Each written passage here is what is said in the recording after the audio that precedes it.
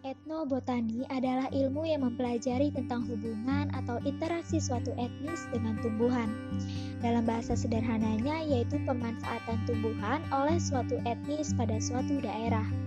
Dalam hal ini, masyarakat di Desa Penglipuran telah menerapkan etnobotani, yaitu mengolah daun kedondong hutan dijadikan sebagai minuman tradisional, yaitu loloh cemcem.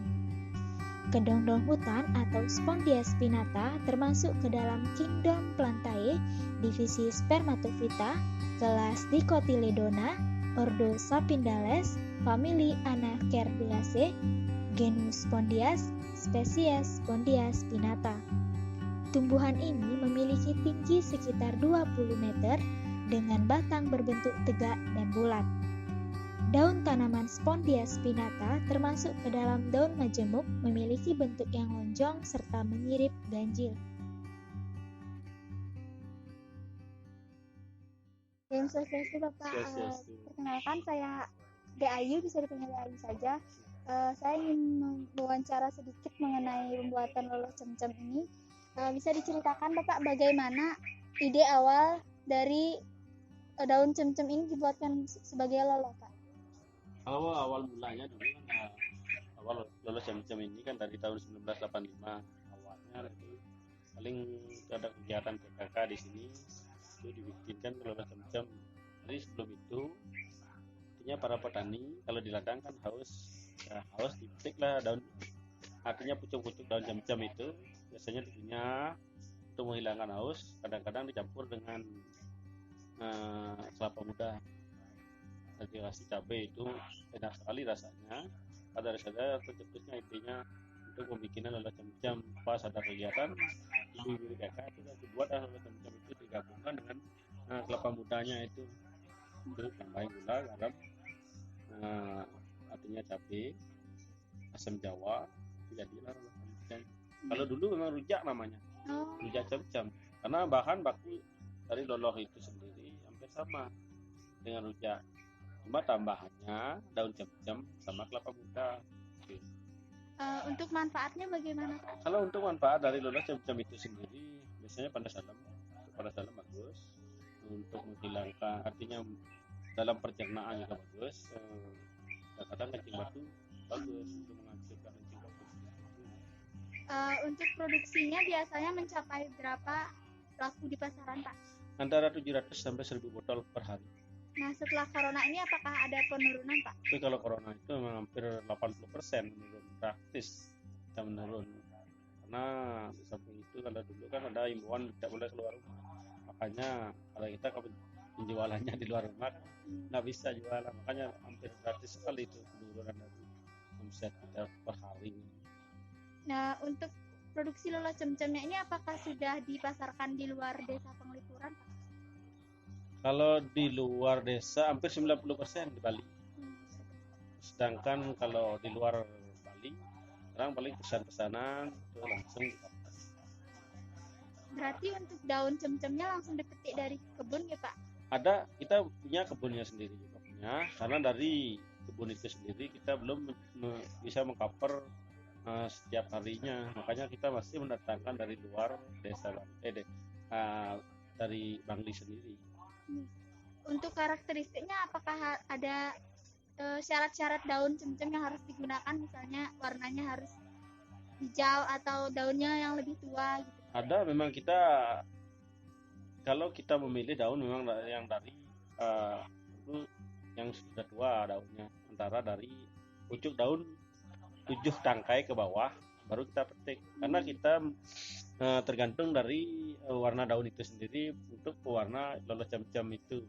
Kalau semakin tua daunnya, warnanya semakin bagus, karena kita tidak mempergunakan zat pewarna lain dari mempergunakan dari warna daun itu sendiri. Untuk kan produksinya sudah banyak dan sudah laku banyak ya, Pak.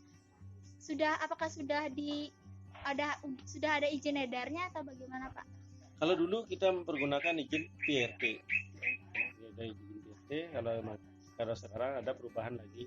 Tapi kalau kita masih menunggu proses untuk perubahan itu. Berarti untuk bahan bakunya sudah dijamin higienis ya, Pak? Sudah dijamin higienis. karena kita dari proses daun, dari pencucian daun, juga dari tergantung dari airnya juga kita sudah higienis. Makanya dari kita olah dari air sudah kita olah sebelum kita olah daunnya itu sendiri. Sesemang ya Pak, sampun. Kalau mungkin kan biasanya kendalanya kalau di daun biasanya akhir Juli, Agustus, September. Tapi Oktober baru metik ini. Kita kendalanya kita tidak produksi ya. Dan dalam arti kalau metik memang. Satu produksi ini kok perlu berapa keranjang? Tergantung pesanan, biasanya paling 5 keranjang habis satu hari itu. Berarti diproduksi di mesin ini? Digiling. Setelah digiling nanti kita peras. Setelah diperas lalu kita saring. Terus setelah penyaringan pertama campurkan dengan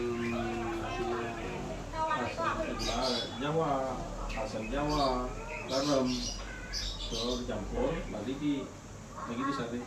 Yang kedua, kita saring kedua baru kita tambahkan ke wadah, kita kemas.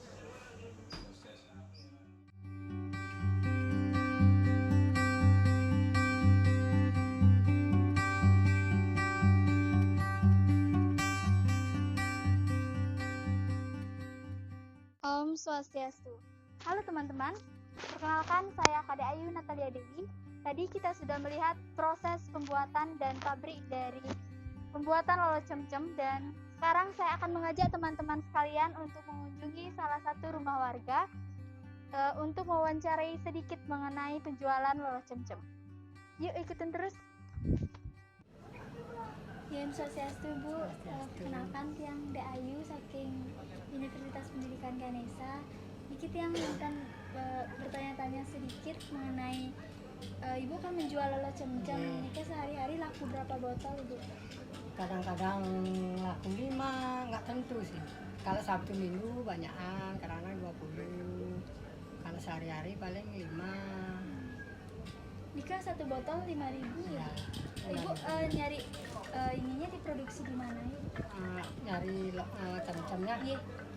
di Tegalan kan, Banten, Mulang. Berarti langsung diproduksi sendiri ya? Iya. Nah di desa Penglipuran Nika kan ada yang namanya Karangmu Madu. Nah Ibu bisa menceritakan sedikit mungkin? Itu kan kalau mau madu, kalau punya istri lebih dari 1 ditaruh di sana, tapi nggak ada di sini, dikucilkan. Dikecilkan. Hanya untuk pria Ibu? Semua, sama anaknya, sama semuanya. Nggak diajak di desa sini, nggak dibuang gitu.